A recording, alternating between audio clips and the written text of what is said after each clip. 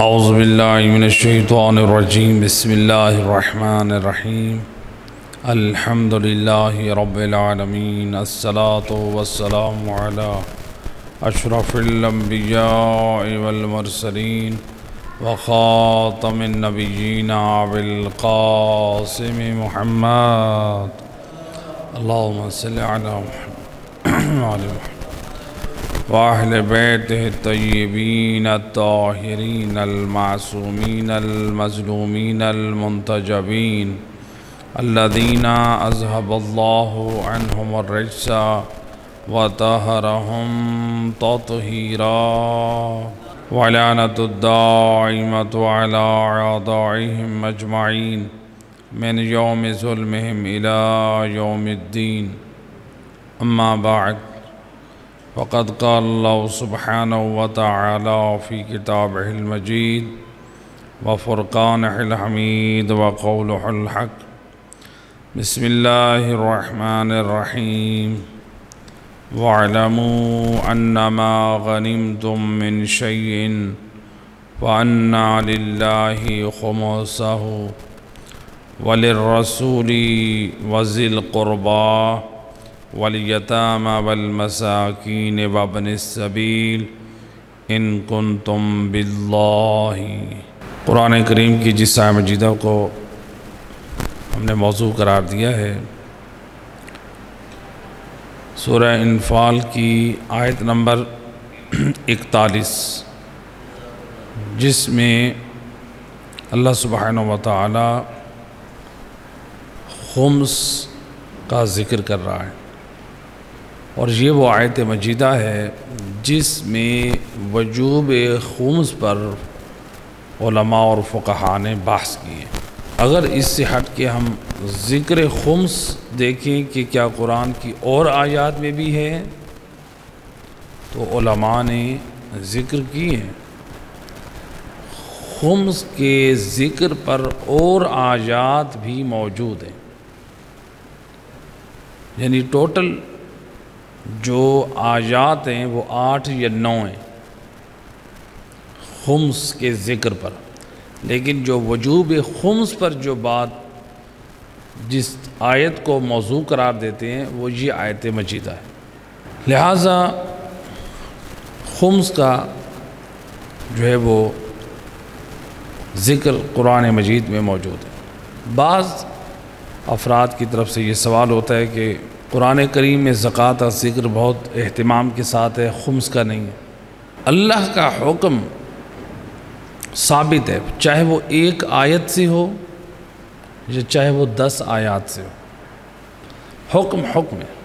ورنہ قرآن کریم میں آپ اگر دیکھیں کتنے ایسے احکام ہیں جن پر جو حکم قرآن میں آیا ہے وہ فقط 1 آیت میں آیا ہے، 1 آیت، یعنی یہ صرف خمس کے بارے میں وجوب خمس کی بات صرف 1 آیت میں نہیں آئی، اور بھی کتنے، میں بحث کو طولانی نہیں کرنا چاہ رہا، تو انشاءاللہ کبھی کسی مناسبت پہ وہ تمام ایک فہرست کہ وہ کون کون سے مقام ہیں جس کا حکم صرف قرآن میں 1 مرتبہ ہے۔ صرف مثال کے طور پہ بیان کر رہا ہوں، مثلا تولا اور تبرہ، اس کی جو علماء نے بیان کیا حکم صرف قرآن میں 1 مرتبہ ہے۔ اب یہ ہمارے فروعات دین میں سے ہیں، تو آپ کیا کہیں گے پھر، اس کی اہمیت ختم کر دیں۔ یعنی ایک مثال کے طور پہ میں نے بہت سارے یعنی ایسے احکام ہیں جو 1 آیت مجیدہ سے ثابت ہے۔ تو قرآن ہے، ہم یہ نہیں کہہ سکتے جو چیز قرآن میں آ گئی ہے، چاہے وہ 2 آیات میں، جو 1 آیت میں، 5 آیات میں، 10 آیات۔ لہٰذا خمس کا جو فائدہ فلسفہ ہے وہ کیا ہے، خود اسی آیت مجیدہ میں اگر غور کریں، وَاعْلَمُوا أَنَّمَا غَنِمْتُم مِّن شَيْءٍ فَأَنَّ لِلَّهِ خُمُسَهُ وَلِلرَّسُولِ وَلِذِي الْقُرْبَىٰ وَالْيَتَامَىٰ وَالْمَسَاكِينِ وَابْنِ السَّبِيلِ إِن كُنتُم بِاللَّهِ، اور رسول اللہ وَاعْلَمُوا اللہ سبحانہ وتعالیٰ واضح کر رہا ہے، وَاعْلَمُوا، اور جان لو کہ تمہیں جس چیز سے بھی فائدہ حاصل ہو اس کا 5واں حصہ اللہ کے لیے اور اس کے رسول کے لیے اور قرابت داروں کے لیے اور جو یتیم ہیں، جو مساکین ہیں اور جو مسافر غربت زدہ ہیں، ان کو تم نے یہ خمس دینا ہے۔ تو یہ خمس جو ہے یعنی اللہ اور جو رسول کا جو حق ہے وہ سہم امام میں شامل ہیں اور وذی القربہ اور جو یتامى مساکین وابن السبیل ہیں، یہ علماء نے کہا کہ یہ حکم سادات میں۔ تو لہٰذا اس خمس کے ذریعے سے یعنی اس خمس میں 2 حصے رکھے گئے، ایک سہم امام یعنی اللہ، رسول اور ذو القربہ کا، اور دوسرا یتیم، مساکین اور مسافرین۔ تو اس خمس کے ذریعے سے معاشرے میں دین کی تعلیم اور ترویج بھی مقصود ہے، اور اس خمس کے ذریعے سے جو ذریت رسول میں سے جو اولاد رسول سادات کرام جو مستحق ہیں ان کی بھی خدمت گزاری جو ہے وہ مطلوب ہے۔ تو چونکہ صدقہ جو ہے وہ سادات پہ حرام ہے تو لہٰذا خمس رکھا گیا، لیکن یہاں پر ایک اور بات کی وضاحت دیتا چلوں، ہر صدقہ بھی سید پہ حرام نہیں ہے، تو چونکہ بات مبہم نہ رہ جائے۔ تو کون سا صدقہ؟ جیسے آغا سیستانی فرماتے ہیں کہ یعنی جو روزوں کا کفارہ ہے غیر سید کو دے سکتا ہے، اب حالانکہ وہ واجب صدقہ ہے، دے سکتے ہیں۔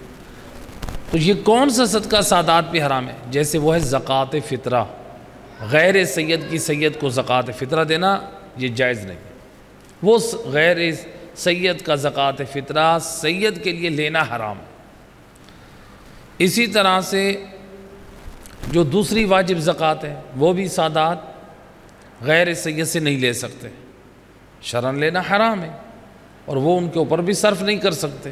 تو لہٰذا خمس کو رکھا گیا سادات کرام کے لیے۔ لیکن اچھا ایک مرتبہ یہ ہوتا ہے کہ جیسا کہ آج کل بعض اب لوگ جو ہے وہ کہتے ہیں ہم سید ہیں، دروازے پہ آ جاتے ہیں، اگر وہ سید ہونا ثابت ہو جائے، شہرت رکھتے ہیں کہ واقعی یہ سید ہیں، تو پھر آپ ان کو جو دفع بلا کا صدقہ دے رہے ہیں آیت اللہ سیستانی فرماتے ہیں وہ بھی دے سکتے ہیں۔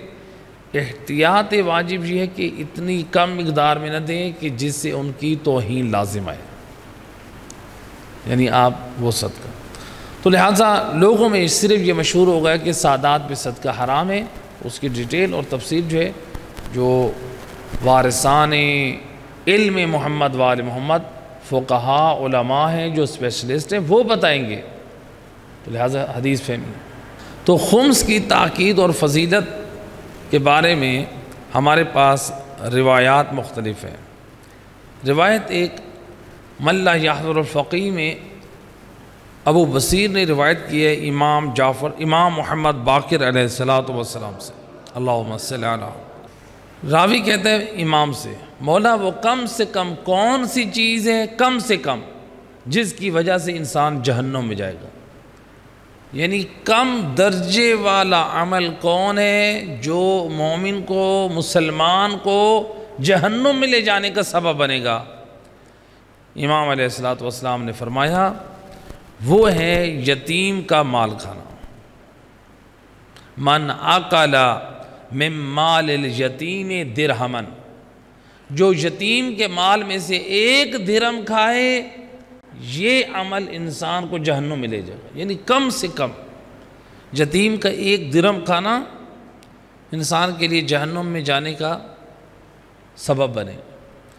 جب امام علیہ السلام نے یہ بتا دیا کہ جہنم میں جانے کا کم سے کم درجہ یہ ہے، تو اس کے بعد امام علیہ السلام نے فرمایا کہ ہم جو ہیں ہم بھی یعنی ہمارا حق کھانا، یعنی ہمارا حق کھانا بھی یہ اس میں شامل ہے۔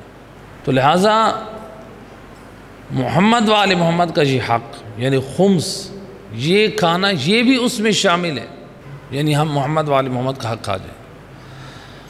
یہاں پر دیکھیے تھوڑی سی فکر کریں، ایام فاطمیہ میں آپ مجالس سنتے ہیں تو جو لوگ حق کے جناب سیدہ جنہوں نے نہیں دیا، آپ آج تک اعتراض کرتے ہیں کہ جناب سیدہ کا حق ثابت تھا اور ان کا حق نہیں دیا گیا، اور آپ جناب فاطمہ زہرا سلام اللہ علیہا کے حق کو یاد کر کے گریہ بھی کرتے ہیں۔ یعنی یہ کیسی بات ہے، ہم بی بی کے حق کو بھی روئیں اور اس بات پہ بھی ہم رہیں کہ جناب سیدہ کا یہ حق تھا، لیکن ہم یہ دیکھیں کہ اس دور میں جناب سیدہ کا جو حق ہماری گردنوں پہ ہے، جو ان کی نسل ذریت میں سے سادات کا جو حق ہماری گردن پہ بنتا ہے، کہ ہم وہ حق ادا کریں۔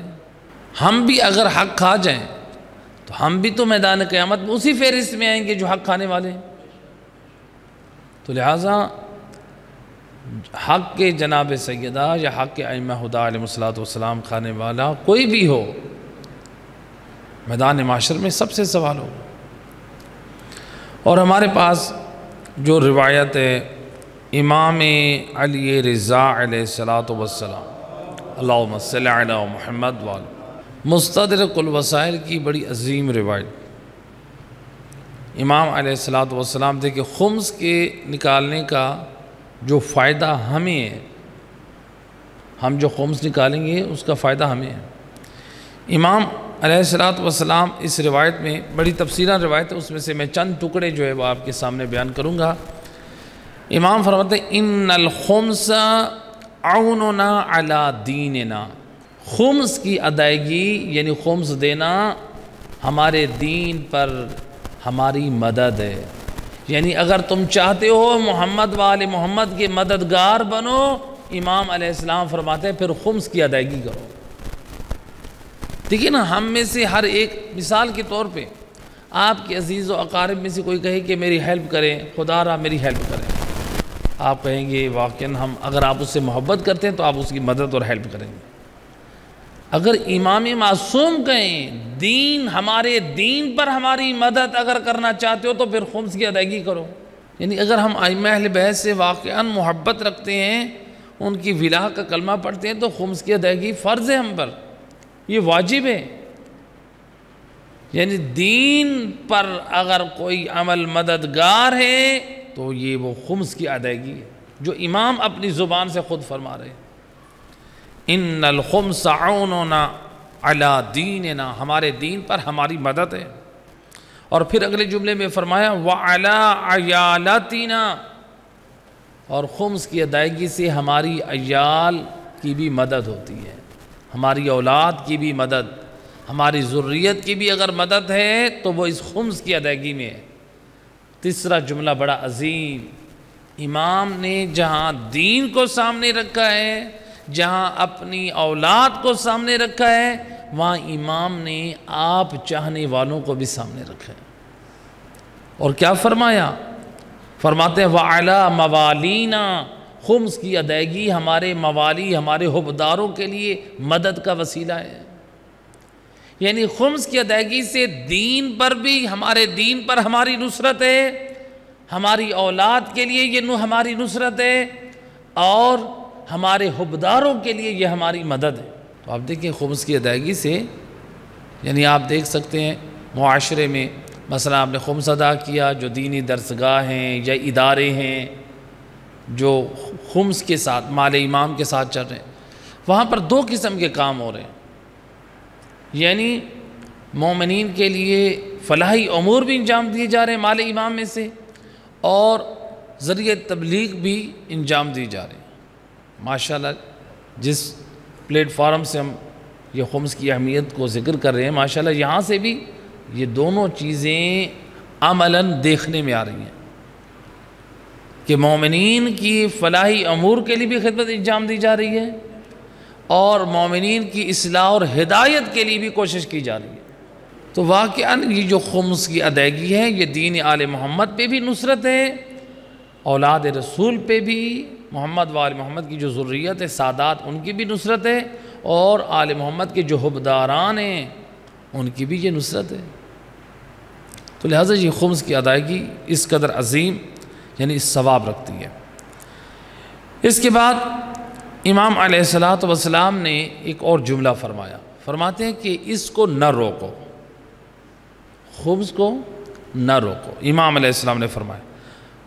اس کے بعد امام نے فرمایا وَلَا تَحْرِمُوا أَنفُسَكُمْ دُعَاءَنَا مَا قَدَرْتُمْ عَلَيْهِ، یعنی خمس کو نہ روکو، خمس روک کر خود کو ہماری دعاؤں سے محروم نہ کرو۔ یہ کون کہہ رہے ہیں؟ امام علی رضا علیہ السلام۔ یعنی دیکھیں آج مثال کے طور پہ ہمارے ہاں کیا ہوتا ہے، جو مومن زیارت پہ جا رہا ہوتا ہے تو ہم کیا کہتے ہیں؟ ہمارے لیے امام کے روزے پہ دعا کرنا، ایسے کہ نہیں؟ آپ آغا سستانی کے پاس گئے، قبلہ میرے لیے دعا کریں۔ آپ یہاں پر امام جماعت سے ملے، ہمارے لیے دعا کریں۔ علماء سے ملاقات کی، ہمارے لیے دعا کریں۔ یعنی آپ مومنین سے دعا کراتے، مومن کا دعا کرنا اور ہے، عالم کا آپ کے حق میں دعا کرنا اور ہے، آغا سستانی کا دعا کرنا اور ہے، امام کے حرم میں کسی کا آپ کے حق میں دعا کرنا اور ہے۔ ایک مرتبہ امام سے آپ دعا کی درخواست کریں، یہ اور رتبہ ہے، اور ایک مرتبہ یہ ہے کہ حجت خدا آپ کے حق میں خود دعا کریں، یہ اور رتبہ ہے۔ اس جملے میں امام سمجھا رہے ہیں جو ہمارے خمس کی ادائیگی کرتا ہے، ہم ائمہ خدا اس کے حق میں دعا کرتے ہیں، اور جو ہمارے حق کو روکتا ہے گویا وہ ہم سے اپنی دعاؤں سے ہم کو خود کو ہماری دعاؤں سے محروم کر دیتا ہے۔ امام یہ سمجھا رہے ہیں، اللہ اکبر، خبردار کر رہے ہیں کہ خود کو خمس سے محروم کر کے، خمس سے روک کے ہماری دعاؤں سے محروم نہ کرو۔ تم خمس روک رہے ہو، ہماری دعاؤں سے محروم ہو رہے ہو۔ تو لہٰذا ایک مرتبہ یہ کہ آپ دیکھیں اس دور میں ہم آغا سستانی سے دعا کروائیں، مثال کے طور پہ آپ کہیں بہت مشکل ہے، آغا سستانی سے کیسے ہم درخواست کریں؟ امام یہ سمجھا رہے ہیں کہ آپ خمس کی ادائیگی کریں، کوئی دعا کرے نہ کرے، ہم آپ کے حق میں دعا کریں گے۔ جب ہم حق ادا کریں گے تو وہ جان لیں گے کس نے حق ادا کیا ہے، اور وہ حق ادا کرنے والوں کے حق میں دعا کرتے ہیں۔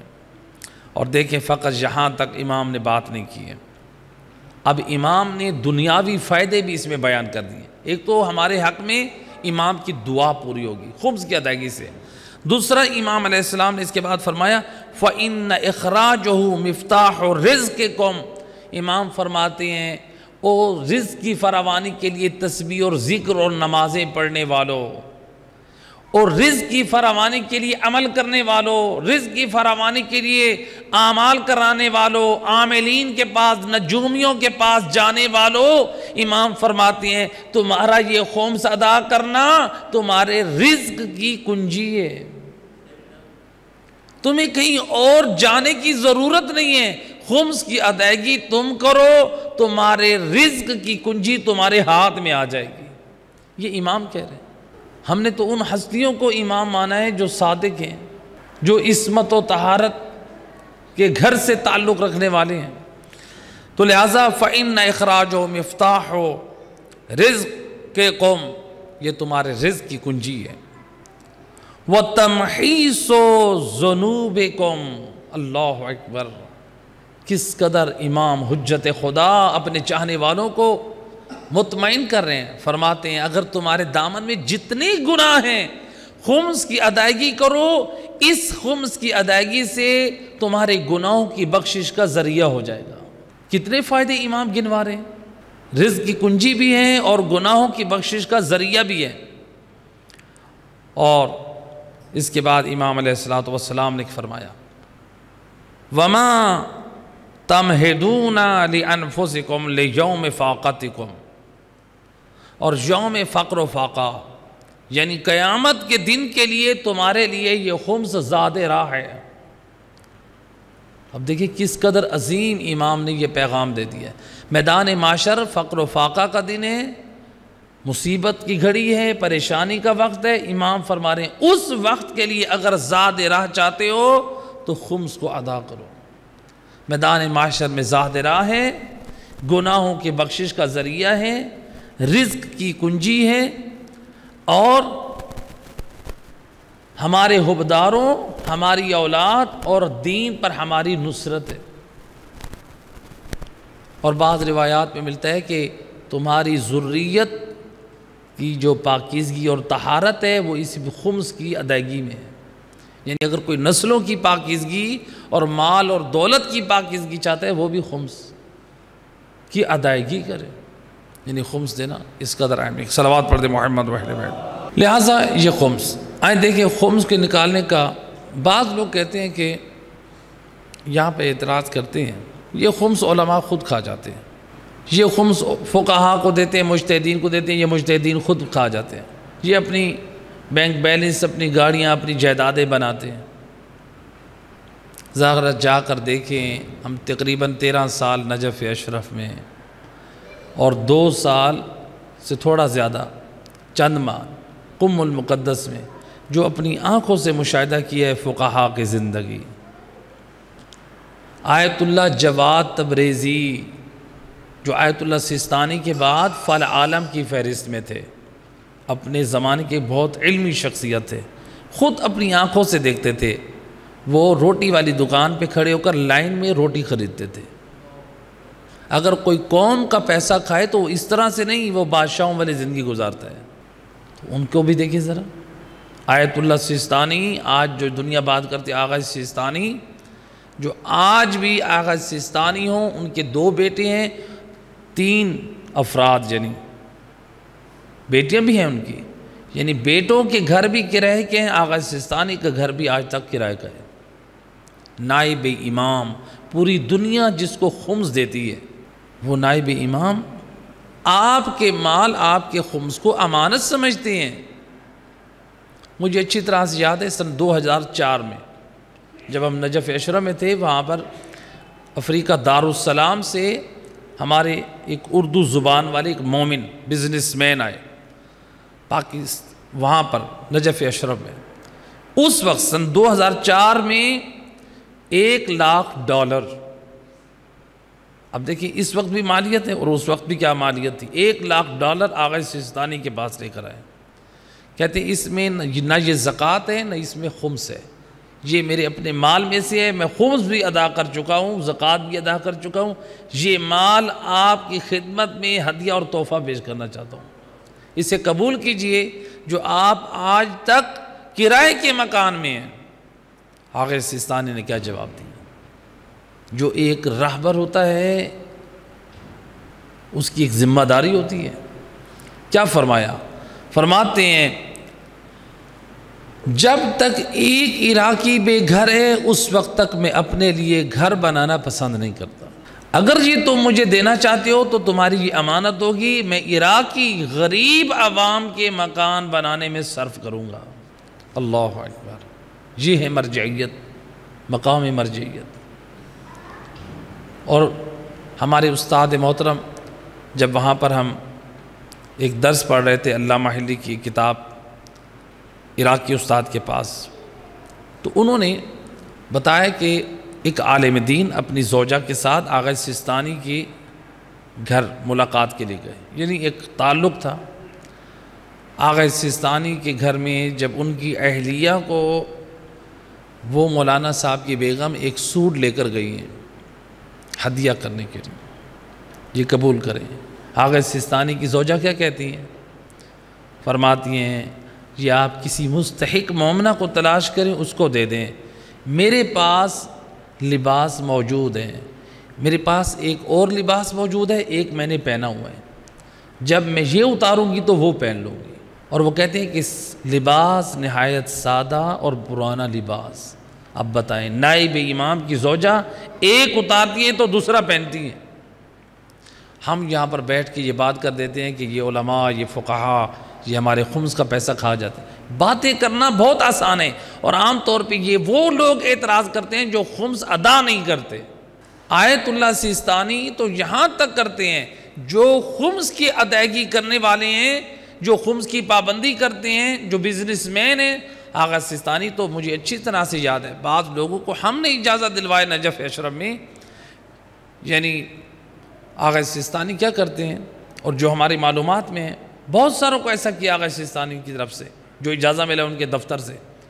جو بزنس مین ہیں ان کو اجازت دیتے ہیں خود اپنے علاقے میں آپ مال امام کو صرف کریں، لیکن اس شرط کے ساتھ کہ آپ کی نگرانی ان امور میں مال خرچ کرنے میں ایک عالم دین جو ان امور کی جو ہے صحیح خبر رکھتا ہو کہ یہاں پر مال امام صرف کرنا ضرورت سے زائد تو نہیں ہے، اسراف میں تو شامل نہیں ہوگا، کیا ضرورت تقاضا کر رہی ہے. تمام ان جہات کو سامنے رکھنا ہوتا ہے. علماء ایسا نہیں ہے یہ مال امام کو لے کے آپ سے لے لیں گے اور اس کو فضول خرچی میں اس کو استعمال کر لیں گے. آپ اپنا حق ادا کر رہے ہیں میدان معاشرے میں، پھر اس نے جواب دینا ہے. آپ نے کہاں خرچ کیا تھا، انہوں نے حق ادا کر دیا، آپ نے کیا کیا. تو لہٰذا ہمارے علماء، یہ بزرگان، یہ اس مال خمس کو امانت سمجھتے ہیں. دیکھیں خمس کی ادائیگی سے ہمارے اپنا مال محفوظ ہوتا ہے. خمس و زکوٰۃ و واجبات کی ادائیگی سے ہمارا اپنا مال محفوظ ہوتا ہے. صاحب روضۃ الواعظین نے ایک حکایت نقل کی ہے، کہتے ہیں کہ پرانے زمانے میں کچھ لوگ حج بیت اللہ کی زیارت کے لیے، پہلے زمانے میں لوگ پیدل حج کے لیے جاتے تھے، جیسے ائمہ ہدیٰ علیہ السلام کی سیرت میں بھی ملتا ہے کہ امام حسین علیہ السلام نے روایت میں 25 حج پیدل کیے تھے.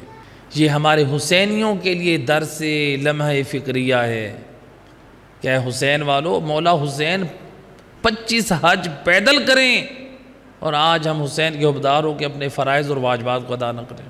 کیا مولا حسین کی خدمت میں جائیں شفاعت کے لیے، وہ کہہ دیں تو میرا صرف یہ ذکر تو سنتا رہا کہ میں نے 25 حج پیدل کیے ہیں، تیرے پاس تو استطاعت مالی تھی، سب کچھ تھی، اور پھر بھی حج بیت اللہ کے فریضے کے لیے نہ گیا، کس منہ سے جائیں گے امام کے سامنے. تو لہٰذا پرانا زمانہ ہے، لوگ حج بیت اللہ پہ پیدل جا رہے ہیں. کچھ لوگ ہیں، دوست ہیں، ایک چشمے پہ پہنچے، وہاں پر انہوں نے آرام کیا، پانی پیا، چشمہ تھا، اس کے بعد یہ اٹھے اور یہ روانہ ہو گئے. اب یہ کافی دور جب پہنچے، اس شخص نے دیکھا جو میری زندگی کا سرمایہ ہے، جو اس زمانے میں لوگ درہم اور دینار، سونے کی اشرفیاں، دینار یا موتیوں کی شکل میں وہ اپنے پاس کمر بند میں سیو کرتے تھے، جسے آج بعض لوگ سفر کے دوران بیلٹ باندھتے ہیں، تو وہ اپنی قیمتی اشیاء ان میں محفوظ کرتے تھے. اس نے دیکھا کہ میری وہ جو قیمتی تھیلی تھی وہ گر گئی ہے. کہا کہ میرا جو زندگی کا سرمایہ تھا وہ سارا گر گیا، وہ میرے پاس نہیں. دوستوں نے کہا واپس چلتے ہیں. کہا نہیں، گھبرانے کی ضرورت نہیں ہے، لگتا ہے کہ جہاں ہم آرام کیا، ہم نے سوئے ہیں، وہاں پر میری وہ تھیلی رہ گئی ہے. کہا کہ اب ہم حج بیت اللہ کے لیے جا رہے ہیں، انشاءاللہ واپسی پہ اس کو لے لیں گے. دوست حیران، کہنے لگے کہ یہ کیسے ہو سکتا ہے، تھیلی ہے، قیمتی چیز ہے، اور جو دیکھے گا کیسے وہاں سے نہیں اٹھائے گا. اس نے اصرار کیا، یہ دوست چلے گئے. ٹھیک ہے، جب یہ مالک ہے، یہ اس بات کو سیریس نہیں لے رہا ہے تو ہم کس چیز کی پرواہ کریں. یہ سارے دوست چلے. حج بیت اللہ سے فارغ ہونے کے بعد چند ماہ گزرے، اب واپس آ رہے ہیں. جب اس راستے کے چوراہے پہ پہنچے، لوگوں نے راستہ چینج کیا ہوا ہے، وہ راستہ بند ہے. کہا کہ اس راستے سے آگے نہیں جا سکتے. ریزن کیا ہے؟ کہا کہ اس راستے میں جو آگے چشمہ ہے اس کے قریب ایک بہت بڑا اژدہا بیٹھا ہے، اور کئی ماہ ہو گئے ہیں وہ اژدہا بیٹھا ہے، یہاں سے کسی کو گزرنے کی جرت نہیں ہے. وہ جوان، وہ کہتے ہیں نہیں، میں نے اسی راستے سے جانا ہے. وہ آگے بڑھا، اس کے دوستوں کو حوصلہ بڑھا، وہ بھی پیچھے چل پڑے. جب لوگوں نے دیکھا کہ چند لوگ اس طرف جا رہے ہیں، آہستہ آہستہ لوگ پیچھے پیچھے یہ جانے لگے. اب لوگ اپنی آنکھوں سے ایک عجیب منظر دیکھ رہے ہیں. وہ نوجوان جیسے جیسے آگے بڑھ رہا ہے، اژدہا مقدار میں چھوٹا ہوتا جا رہا ہے. لوگ بھی حیران ہو رہے ہیں کہ وہ اژدہا اتنا بلند قامت جو بیٹھا تھا اب وہ اپنے وجود میں چھوٹا ہو رہا ہے۔ جیسے ہی جوان کچھ قریب پہنچا وہ اژدہا اس قیمتی اشرفیوں کی تھیلی میں وہ تبدیل ہو گیا۔ اب سب نے اپنے مقام پہ وہ حیرانگی اور نعرہ تکبیر کو بلند کیا۔ اس جوان نے اس تھیلی کو اٹھایا، پوچھنے لگے بتاؤ اس کا سبب کیا ہے؟ کہا کہ میں نے آج تک اپنے مال میں اللہ اور اس کے رسول کا حق نہیں کھایا۔ میں نے اپنے مال میں جب اللہ اور اس کے رسول، غریبوں، یتیموں کا میں نے حق نہیں رکھا تو یہ کیسے ہو سکتا ہے اللہ مہربان میرے حق اور میرے مال کو ضائع کر دے؟ تو لہٰذا یہ خمس کی ادائیگی ہمارے مال کی حفاظت کرتا ہے، اس میں ہمارے لیے نقصان نہیں، فائدہ ہے۔ اب دیکھیں خمس کی ادائیگی سے معصوم کتنا خوش ہوتے ہیں۔ روایت نقل کی ہے ملا ہاشم بحرانی نے مدینۃ المعاجز کی 3 جلد میں کہ نیشا پور، ایران میں نیشا پور جہاں قدم گاہ بھی امام علی رضا علیہ السلام آپ زیارت پہ جاتے ہیں، اس سے تقریباً 20 سے 25 منٹ کی مسافت ہے نیشا پور شہر میں، یعنی امام کی قدم گاہ اور چشمے سے 20 یا 25 منٹ کی مسافت ہے اگر آپ ٹیکسی پہ جائیں تو۔ نیشا پور شہر میں ایک بی بی ہیں، بی بی شتیتا کے نام سے، بی بی کا مزار ہے، اگر کبھی جائیں تو اس بی بی کی زیارت کے لیے ضرور جائیں۔ اس نیشا پور شہر میں جو اس وقت حبداران محمد وآل محمد جمع ہوئے کہ ہمارے کچھ مسائل شرعی ہیں اور ہمارا واجب جو خمس ہے وہ ہم بھیجیں حجت خدا امام جعفر صادق علیہ السلام خدمت۔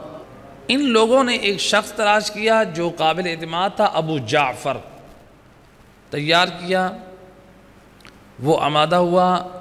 اب لوگ آ رہے ہیں ہزاروں کی تعداد میں درہم و دینار دینے کے لیے، اور کپڑے کی مقدار ایک بہت بڑی مالیت کی مقدار دی اس ابو جعفر کو، اور کپڑے کی مقدار دی 30,000 دینار، 50,000 درہم اور 2,000 کپڑا، یعنی کپڑوں کے تھان یا کپڑوں کی ایک بڑی مقدار لوگ دینے آئے ابو جعفر کو۔ ابو جعفر نے وہ قبول کیے اور کچھ سوالات تھے۔ جب یہ سوال جمع کر رہا تھا اسی اثناء میں ایک ضعیفہ خاتون آئی جس کے ہاتھ میں 1 درہم اور 2 دانک تھے، اور ایک کپڑا تھا جس کپڑے کی مالیت 4 درہم تھی، یعنی ٹوٹل جو اس نے خمس نکالا اپنے مال میں سے اس کی مالیت بنتی ہے 5 درہم 2 دانک۔ ایک دانک کہتے ہیں جو 1 درہم کے 6 حصے ہوتے ہیں، اس میں ایک حصے کو دانک کہتے ہیں، تو یعنی آدھا درہم بھی نہیں، یعنی گویا 5.25 درہم اس کا خمس بن رہا ہے کپڑے اور پیسے کی شکل میں۔ 1 درہم 2 دانک اور ایک کپڑے کا ٹکڑا، یہ مومنہ لے کر آئیے، اس کو دینے لگی۔ ابو جعفر نے کہا ہے انا استحی من ابی عبداللہ، یہ میں ہزاروں کی مقدار میں درہم و دینار اور کپڑا لے کے جا رہا ہوں، مجھے شرم آتی ہے کہ میں تمہارا 1 درہم اور تھوڑا سا کپڑا امام صادق علیہ السلام کی خدمت میں یہ پیش کروں۔ اس مومنہ نے کیا جملہ ادا کیا، کیا معرفت دین آل محمد رکھتی ہے، کہتی ہے ان اللہ لا یستحی عن الحق، تم یہ کہہ رہے ہو کہ مجھے شرم آتی ہے، اللہ حق سے حیا محسوس نہیں کرتا، وہ چاہے تھوڑا ہو یا زیادہ ہو۔ مومنہ نے یہ جملہ ادا کیا اور وہ دیا، اور اس نے اس کو لپیٹ کے ایسے ہی رکھ دیا جو کسی اور نے دیے تھے ان کے ساتھ۔ اب یہ پہنچا، پہلے کوفہ گیا، پھر کوفہ سے یہ مدینے آیا۔ جب مدینہ پہنچا یہ اطلاع مل چکی تھی کہ 6 امام، امام جعفر صادق علیہ السلام کی اللہم صلی علی امام کی شہادت ہو چکی ہے۔ اب یہ روضہ رسول پر آیا، پریشان ہے کہ حجت خدا کون ہے، کہ دعویٰ کرنے والے بہت ہیں، رسول اللہ کی قبر پہ بیٹھ کے کہتا ہے اپنے دل میں، یہ کہتا ہے میں نے دعا کی، میں کہہ رہا ہوں کہ یا رسول اللہ میں یہودی علماء کے پاس جاؤں اپنے سوالوں کا جواب لینے، عیسائی علماء کے پاس جاؤں، مجوسی علماء کے پاس جاؤں، یا ناصبی علماء کے پاس جاؤں؟ یہ اتنی دیر کے بعد ایک غلام نے آواز دی، پریشان کیوں بیٹھے، حجت خدا نے تجھے یاد کیا ہے۔ یہ سمجھ گیا کہ یہ ہے امام حق کی پہلی علامت، جو میں اپنی بات ابھی دل میں ہے، میں سید الرسل کی قبر مبارک کے سامنے بیٹھ کے کر رہا ہوں۔ اب وہ غلام جب لے کر گیا تو امام علیہ السلام نے روایت کا جملہ آپ نے فرمایا، تجھے یہودی اور مجوسی اور ان علماء کے پاس جانے کی ضرورت نہیں ہے، یعنی حجت خدا حاضر ہے۔ تو یہ راوی کہتے ہیں کہ امام علیہ السلام نے فرمایا کہ وہ جو تمہارے سوال نامے تھے ان کے اوپر میں نے جوابات بھی دے دیے۔ امام کہتے ہیں کہ جب میں نے مہر توڑ کر دیکھی تو واقعاً جو سوال تھے ان کے اوپر جواب تحریر تھے، تو میں پہچان گیا واقعاً یہ حجت خدا ہے۔ اب امام علیہ السلام نے سب سے پہلا سوال کیا کیا؟ فرماتے ہیں کہ اس مومنہ نے جو تمہیں خمس دیا تھا مال کی رقم، وہ جو درہم، وہ کہتے ہیں راوی کہتے ہیں کہ جب میں نے وہ رکھا تو امام نے اس میں سے وہ درہم نکالا اور وہ کپڑا لیا اور وہی جملہ ادا کیا جو اس مومنہ نے کہا تھا، ان اللہ لا یستحیی عن الحق، اللہ حق سے شرم و حیا محسوس نہیں کرتا۔ گویا امام حجت خدا اس کے اس جملے کو بیان کر کے اس کے خلوص کو داد دے رہے ہیں، وہ ولو تھوڑا دے رہی ہے لیکن خلوص سے دے رہی ہے، ہمارے حق کو ادا کر رہی ہے۔ اب راوی کہتا ہے روایت کا جملہ، کنیز یا غلام کو آئی، امام علیہ السلام نے وہ جو اس کا دیا ہوا مال تھا وہ اپنے گھر کے مال میں رکھا، جو اس کا دیا ہوا کپڑا تھا اس کی وصیت کی گئی کہ اس کو میرے کفن میں شامل کیا جائے، اور پھر ادھر سے ایک کپڑا منگوایا گیا کہ اس مومنہ کو کچھ امام نے درہم، امام نے کچھ پیسے بھیجے اور ایک کپڑا بھیجا اور کہا کہ اے ابو جعفر اس مومنہ کو میرے ڈھیروں سلام پہنچانا۔ اللہ اکبر، روایت کا جملہ ہے، امام نے یہ نہیں کہا میرا سلام پہنچانا، کہا ڈھیروں سلام پہنچانا۔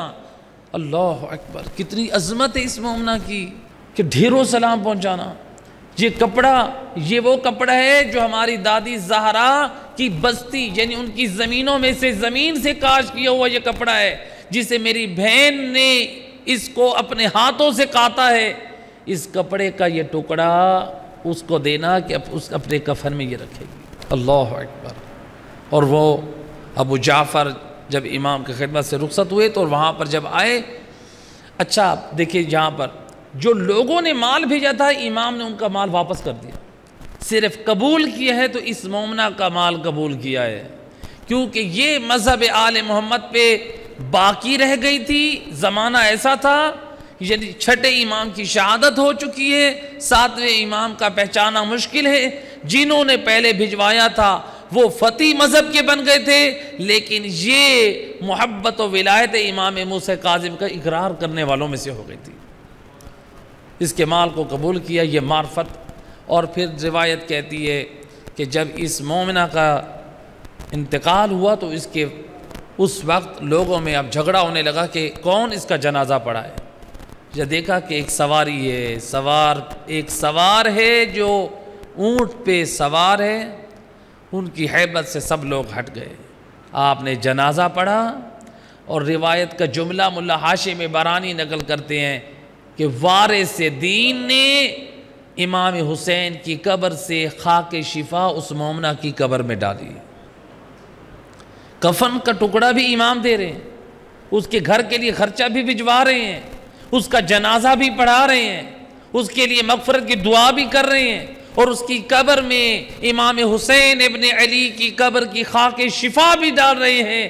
اللہ اکبر، یہ بتا رہے امام معصوم کہ جو خلوص سے ہمارے حق کو ادا کرتا ہے ہم بھی پھر ان کو نظر انداز نہیں کرتے۔ تو لہٰذا خمس کی پابندی کریں۔ اب دیکھیں خمس کی ادائیگی ہم کیسے کریں۔ بعض لوگ سوال کرتے ہیں کہ قبلہ ہم خمس کیسے نکالیں۔ خمس دیکھیں، جب بھی انسان بالغ ہوتا ہے، بالغ ہونے کے بعد پہلی نماز واجب ہے۔ جیسے ہی بالغ ہوا ہے، پہلا ماہ رمضان آیا ہے، پہلے روزے سے اس کے لیے روزہ رکھنا واجب ہے۔ اسی طرح سے انسان نے اپنی زندگی میں جو پہلی مزدوری کی ہے، اس کی جو اجرت ملی ہے، اس سے اس کے خمس کے سال کی ڈیٹ معین ہو گئی، یعنی اس کے سال بعد خمس دینا اس کے لیے واجب ہے۔ اسی طرح سے جو ملازمت کرتا ہے، جو اس نے ملازمت کا پہلا دن ہے، جو اس کی سیلری ہوگی پہلے دن کی، اس دن سے اس کے سال کا آغاز ہو جائے گا۔ بعض علماء نے کہا کہ اس کی جو پہلی تنخواہ ملے گی مہینے کی، اس سیلری سے سال کا آغاز ہوگا، یعنی اگلے سال خمس دینا ہوگا۔ لیکن بعض نے احتیاط کہ اس کو جو پہلا دن ہے اس کی جاب کا، چونکہ آغا سیستانی کہتے ہیں جو جاب پہ ملازمت پہ آپ جا رہے ہیں، آپ کا جو پہلا دن ہے، اگرچہ آپ کو سیلری بعد میں مل رہی ہے، لیکن آپ کا حق جو ہے وہ محفوظ اور سیو ہے۔ تو لہذا مزدور کی پہلی مزدوری اٹھانے پر 1 سال گزرنے پہ خمس دینا واجب۔ ملازم کی ملازمت پہ جو اس کو تنخواہ مل رہی ہے، اس کے سال گزرنے پر اس کا سال معین ہو جائے گا، اس کا خمس دینا واجب ہے۔ اور اسی طرح سے جو شخص مثلا شاپ پہ ہے، اس نے اپنا کاروبار بزنس ہے، تو جو اس کو کسی گاہک سے پہلے معاملے میں جو فائدہ حاصل ہوا ہے، اس سے لے کر 1 سال تک یہ اس کا 1 سال مکمل ہو جائے گا، اور خمس دینا یہ واجب ہے۔ اب خمس کیسے دیں؟ دیکھیں فارمولہ اپنے ذہنوں میں رکھیں، بہت آسان ہے۔ ہم خمس کیسے ادا کریں؟ بہت آسان ہے۔ دین کہتا ہے، فقہ کہتی ہے، آپ یہ جو ابھی میں نے بتا دی ہے، اس کے بعد آپ کیا کریں؟ آپ کے اخراجات، آپ کے بچوں کے اخراجات، آپ کی بیوی کے اخراجات، آپ زیارات مقدسہ پہ جا رہے ہیں، آپ لوگوں کو تحفہ تحائف دے رہے ہیں، آپ جو ہے اپنی شادی بیاہ میں خرچ کر رہے ہیں، اپنی شان اور ضرورت کے مطابق جو آپ خرچ کر رہے ہیں، ضرورت اور شان کے مطابق جو ان اخراجات میں آپ خرچ کر رہے ہیں، 1 سال گزرنے کے بعد اب آپ دیکھیں آپ کی جیب میں کیا ہے، بچت کیا بچت ہے 1 سال گزرنے کے بعد، آپ کے بینک بیلنس میں کیا پڑا ہے، آپ کے کچن میں راشن کی صورت میں کیا سامان پڑا ہے، آپ کے گھر میں کون سے سوٹ ہیں جو سلے ہوئے نہیں ہیں، جو جوتے ہیں جو مثلا استعمال شدہ نہیں ہیں، وہ چیزیں جو اس سال کے دوران آمدنی سے چیزیں آپ نے خریدی لیکن وہ ابھی تک استعمال نہیں کی، یا کچھ چیزیں جو بچی پڑی ہیں، مثلا وہ آپ کی خواتین کی میک اپ کی اشیاء ہو سکتی ہیں بچی پڑی ہیں، مثلا پرفیومز ہمارے بچے پڑے ہیں، ہمارے مثلا واش روم میں شیمپوز صابن یہ بچے پڑے، یہ بچت میں شمار ہو رہے ہیں۔ تو آپ یہ بچت کا خمس نکالیں گے، یعنی 5واں حصہ آپ نے جیب سے، بینک سے، گھر میں راشن ہر طرف دیکھا، آپ نے جمع کیا، ٹوٹل بن رہا ہے 1 لاکھ روپیہ، آپ کو 20,000 روپے خمس دینا ہے۔ لیکن ایک اہم پوائنٹ، بعض لوگ پریشان ہوتے ہیں، دیکھیں کتنا آسان ہے۔ آپ جب حساب کر رہے ہیں تو آپ نے یہ دیکھا ابھی تو میں نے دودھ والے کو پیسے دینے، جو پچھلے ماہ جو میں نے دودھ لیا ہے ابھی تو میں نے اس کو دودھ کے پیسے دینے، مثلا آپ کی ڈیٹ پہ ہو سکتا ہے 1 مہینہ پورا گزر گیا ہو سکتا ہے کہ آپ کی ڈیٹ پہ 15 دن گزرے ہو، یا اسی طرح سے آپ ایک شاپ سے آپ سامان لیتے ہیں ادھار پہ، آپ نے اس کو حساب دینا ہے۔ آپ کے مثلا گھر میں بجلی کے بل ہے، آپ کی گیس کا بل ہے، تو یہ سارا قرض ہے۔ تو آغا سیستانی ہو یا فقہا کیا فرماتے ہیں؟ پہلے آپ سارے اپنے قرض ادا کریں، یعنی دودھ والا اس ڈیٹ تک جو دودھ کا بل ہے وہ پے کریں، دکان والے کو اس دن تک جو آپ کا کھاتا ہے وہ کلیئر کریں، اور اسی طرح سے بچوں کی جو اسکول کی فیس ہے وہ پے کریں، یعنی یہ سارے آپ کے قرض ہیں۔ بچوں کی فیسیں دینا، یہ گیس کے بل اور بجلی کے بل دکان والے کو دینا، دودھ والے کو دینا، یہ جتنی چیزیں ہیں یہ آپ کی ضروریات زندگی کا یہ قرض ہے، ان پیسوں کو قرض کو دے دیں۔ البتہ یہ جملہ مجھے پہلے کہنا چاہیے تھا، یہ قرض دے دیں، قرض دینے کے بعد جو چیزیں بچ رہی ہیں اس بچت پہ آپ کو 5واں حصہ دینا ہے۔ کتنا آسان ہے، یہ ہے خبز نکالنے کا طریقہ آسان۔ تو لہٰذا آپ ایک مرتبہ ابتدا تو کریں، آغاز تو کریں۔